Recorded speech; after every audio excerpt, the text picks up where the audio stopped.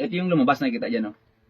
Ito yung lumabas sa kanya, nadurog na raw to. And then sabi ni kabayan, good morning mga kababayan. Naalala nyo yung binlog natin nakaraan na merong kababayan tayo na may gallstone tapos na operahan siya. Pero bago siya ma-operahan, marami na siyang nailabas na gallstone sa pamamagitan ng kanyang pagdumi.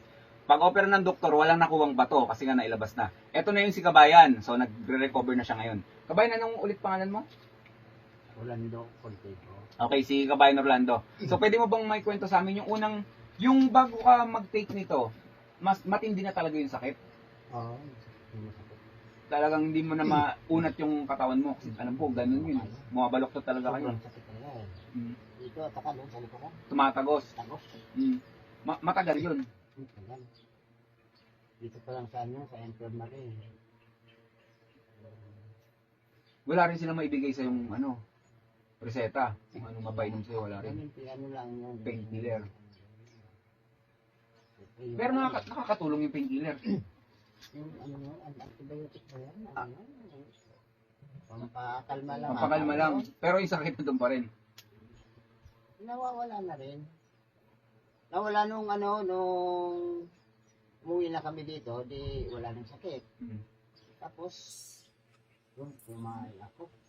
Diyan nga ako tumahay sa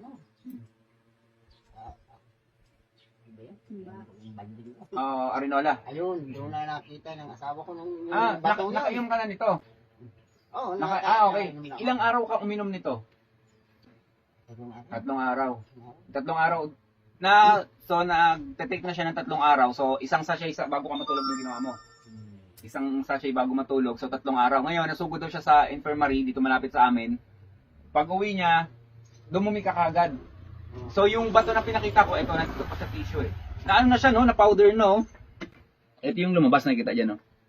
Ito yung lumabas sa kanya, nadurog na raw to. And then sabi ni kabayan, meron pa daw nung sinugod pa nga siya sa ospital, meron pa daw siya dong nakuha.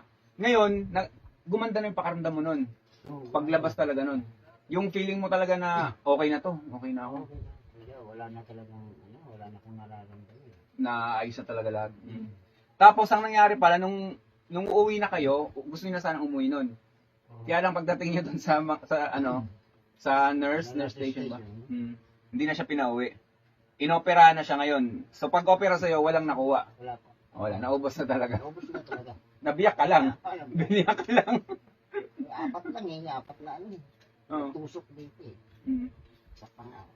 Yun, okay. Dito, 1, 2, 3. Ito yung pinakaalam. Hindi ka makapag-pwersa ngayon ng trabaho. Pahinga ka talaga yan. Ano yan? Taon yan bago mag-hirap talaga. Tapos meron siya ditong Alkalife mga kababayan. Ito sa loob, narinig nyo. Maintenance niya na talaga. Okay. So, bigyan ulit kita ng lunas. Bigyan natin ng 2 si kabayan. So, ito kabayan. Nagtuloy-tuloy ba inom mo? Okay yun. Tapos ito. At least wala na yung bato mo. Ang kailangan na lang natin ma-solve, i-restore natin yung kidney mo, liver mo, baga mo, puso mo, ma-refresh ba ulit? Kailangan ma-refresh ulit sa pamamagitan ng pag-inom nito tsaka ng Alkalife natin. Mari-refresh yan. And then, bigyan kita ng oil. 2 oil. Ito, nagamit ka rito? Ayan, maganda rin yan. Hindi na kita bibigyan ng Alkalife kasi meron ka na. Bigay na lang natin to sa iba pag merong may mga sakit dito. So, ito. Yan. Okay. So, I think, since na nabuksan na ng doktor, wala na talaga nakitang gallstone. So, okay na talaga. Ang gagawin mo na lang, magpa-recover. Okay naman ang kain mo. Okay naman pa. Hindi ka naman tamad kumain o ano. Hindi naman pa. Okay, mabuti yun. So, yun. Sipagin mo lang ulit yung tubig para yung blood pressure, blood sugar. Sabi ko yung tubig. Ano yan na talaga?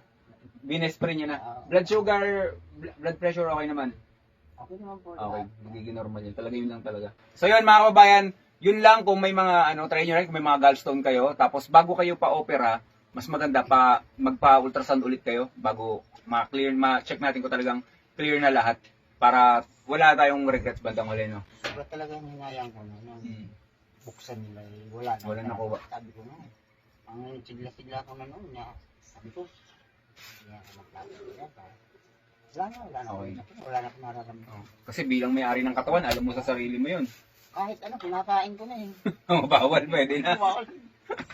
So yun, thank you so much sa oras mga kababayan. Stay healthy mga kababayan. Ako si Chance. At ako ang magsasakang dala.